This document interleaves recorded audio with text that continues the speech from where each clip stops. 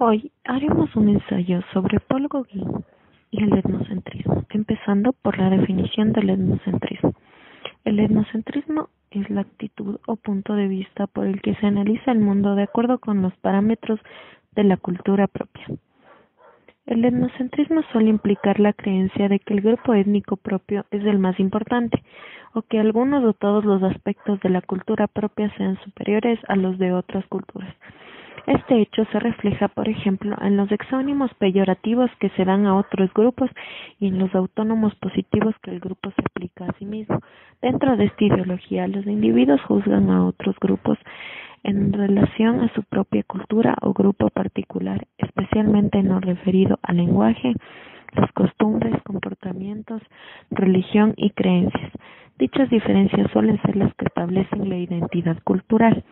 En el caso del arte, podemos decir que ante la magnitud de apertura con la que se gestó el movimiento impresionista, los que, entre comillas, sabían de arte, se mostraron etnocentristas ante tanta contraria postura pictórica.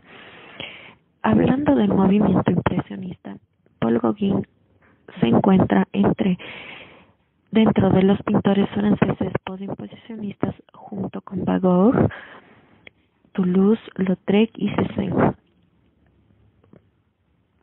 Paul Gauguin nació en París. A los 3 años sus padres emigran a Perú y durante el viaje muere su padre. Allí vivió junto a su madre 4 años hasta que deciden regresar a Francia, donde se casó con Mette Sophie, una joven danesa de familia acomodada.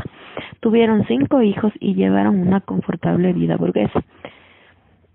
Hacía poco que se había casado cuando se convirtió en pintor aficionado.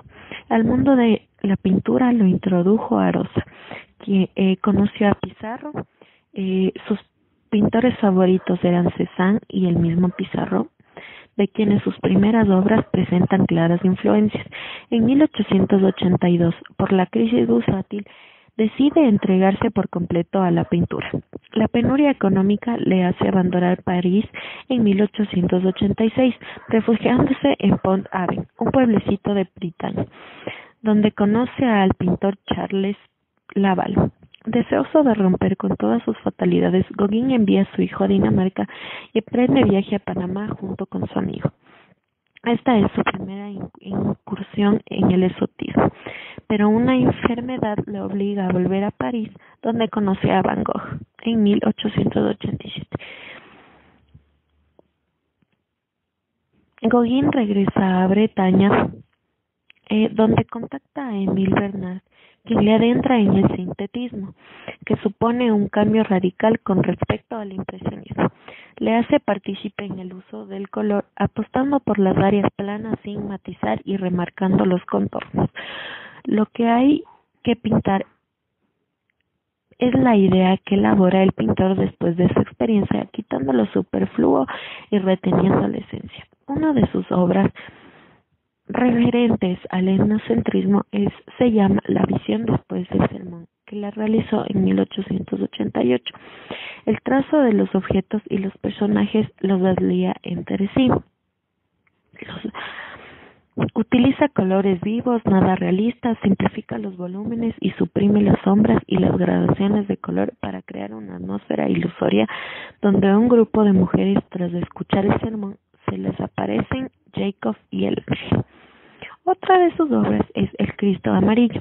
Se inspira en los artistas medievales y en la estampa japonesa. Presenta un tema religioso con un grafismo extremadamente simplificado, enmascarado las formas en contornos oscuros. En ambas escenas observamos el simbolismo impresionista, fruto de las relaciones que entabló con poetas simbolistas, que tiende a otorgar a la obra un significado intelectual. Gauguin, sin dinero, después de vender su colección de pinturas impresionistas y cada vez más forzado por la necesidad de ganarse la vida, ya que apenas vende sus obras, decide en 1891 irse a Tahití. Gauguin decía: solo quiero crear un arte sencillo, para ello necesito empaparme de una naturaleza virgen, no ver nada más que salvajes. El resto de su vida la pasó en Tahití y en las Islas Marquesas, a excepción de una visita a Francia. Su exploración de la naturaleza y de las gentes de lejanos países no es una vuelta al exotismo romántico. sino habla del etnocentrismo. Gauguin se alejó de la cultura de Occidente y procuró integrarse en la vida local. Se familiarizó con los indígenas e incluso tomó como compañera a una de ellas. Se habituó a sus costumbres y se esforzó por comprender su religión. En el plano artístico, se basó en los elementos del folclore de la isla, observando las cosas que veía e intentando ir más allá de ellas. Su paleta se enriqueció con colores puros y cálidos, creando un vocabulario personal y un estilo lleno de simbolismo, cobrando gran fuerza expresiva. La luz pierde importancia a favor de la exaltación del color, principio en que se basa años después. La fascinación de sus cuadros radica en las amplias zonas de colores y en sus figuras grandes contorneadas de manera nítida. Renuncia a la perspectiva, suprime el modelado y las sombras, y la sensación de plano es igual que en las pinturas japonesas que realizaba antes. Pero incluso aquí, las cosas no le fueron fáciles y Gauguin acabó desesperado, enfermo, alcohólico y solo, hasta que en 1903 muere.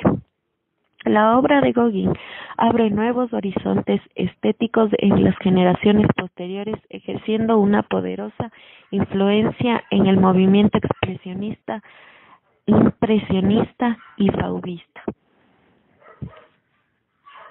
En el movimiento expresionista, impresionista y fauvista. En el movimiento expresionista, impresionista y fauvista.